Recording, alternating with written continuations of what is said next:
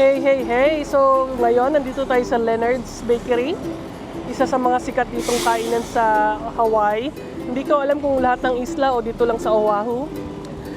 Isa siyang tindahan ng malasada. Ang malasada is donut ng Portuguese. So, Portuguese version ng donuts. Ang original wala siyang palaman. Para siyang hawig sa fried donuts ng Pilipinas, yung may asukal pa. Meron din silang mga tinatawag na malasadas puffs. Yung malasadas puffs ay may filling sa loob, iba-ibang flavor. May haupia, may chocolate, may guava, iba-iba. Tara, tikman natin.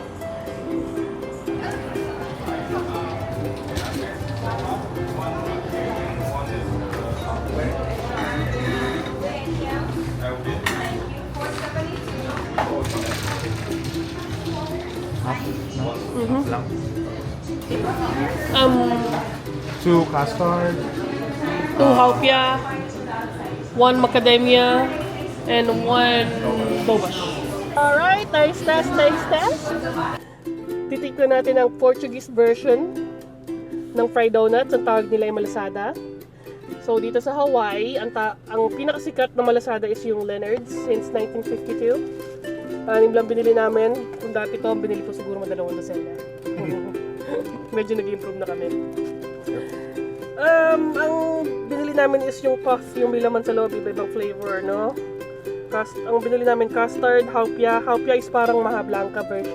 Parang version nila ng Maha Blanca. Chocolate and... Guava ba yun siya? Or Anyway. Dobash yung chocolate? Ayun, chocolate. Ayun. Macadamia. Macadamia. Yeah, macadamia. Alright, game. Game. Mainit pa. Amoy talaga siya yung donut sa Pilipinas. Yes. Game.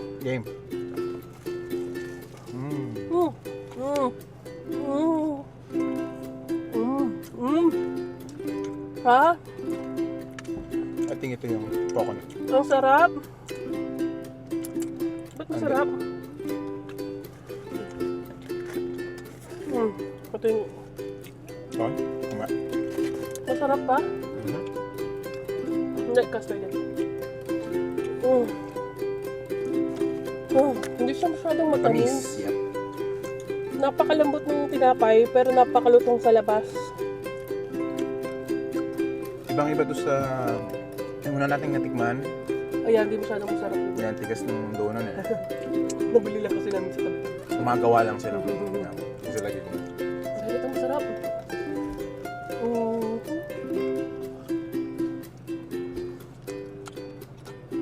Naasukal ka. Masukal, kasi nga lang kainin. Paso that, yung coconut.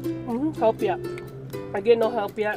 Parang siyang Maha Blanca natin na mas medyo more on basta parang siyang Maha Blanca.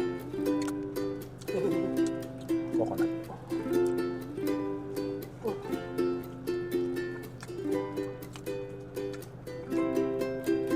Light lang siya, airy. Sakto, merienda. Parang mas madali kung kukurutin mo pa. Hindi lumalabas yung flavor.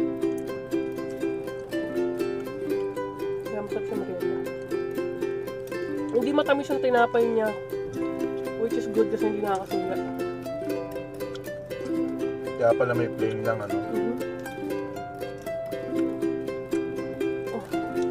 Hindi nakakasuya. Ano? Makain ka ba ng donut na fried sa Julie's? Yes. Sarap yun, no? Julie's? Park and Go yung Park and Go ano ko pala, na yung uso sa atin ng college eh. Di ba? Yung niluluto sa labas nila. Tapos, tatakpan na lang ng plastic pag ano, may nakaluto ng isang batch. Tapos nag-start sila magluto ata tuwing alas 3, mga ganun, hapon. Para merienda. I'm not sure, pero parang ganun eh. Pero pag busy street siguro pang ano, the whole day.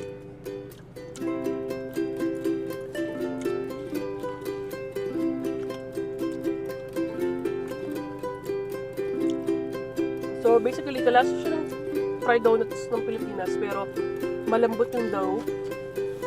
Hindi chewy at all.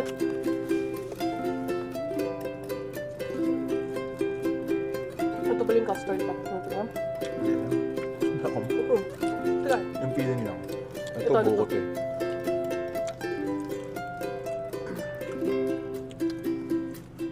Yeah, ito ay kasi. Yung coconut.